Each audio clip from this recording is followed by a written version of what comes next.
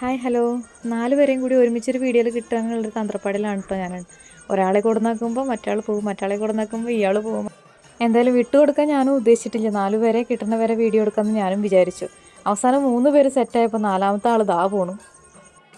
Video എടുത്ത് ഞാൻ മടുത്തു. ഇനി 4 ആളെ ഒരുമിച്ച് കിട്ടലുണ്ടാവില്ല. എന്തായാലും ഞങ്ങൾ വന്ന കാര്യം പറയാം. ഞങ്ങളിപ്പോൾ നിൽക്കുന്നത് കുന്നംകുളം കക്കാട് ശ്രീ മഹാഗണപതി ക്ഷേത്രത്തിലാണ്. ഇന്നിവിടെ 36,000 തേങ്ങ ഉടക്കുന്ന ദിവസമാണ്. ഒരു പ്രത്യേക ദിവസം കൂടിയാണ് ഇന്ന്. ഞങ്ങൾ ഈ ദിവസം ആദ്യമായിട്ടാണ് വരുന്നത്. എന്തായാലും ഒരു പ്രത്യേക ഫീലാണ് നമുക്കിവിടെ വന്നാൽ അനുഭവപ്പെടുന്നത്. ഞാനിവിടെ 2-മത്തെ തവണയാണ് വരുന്നത്. ഇന്ന് നമുക്ക് പകലൊന്നും വരാൻ സാധിച്ചില്ല. നമ്മൾ ജോലിയൊക്കെ കഴിഞ്ഞിട്ട് രാത്രിയാണ് വരുന്നത്.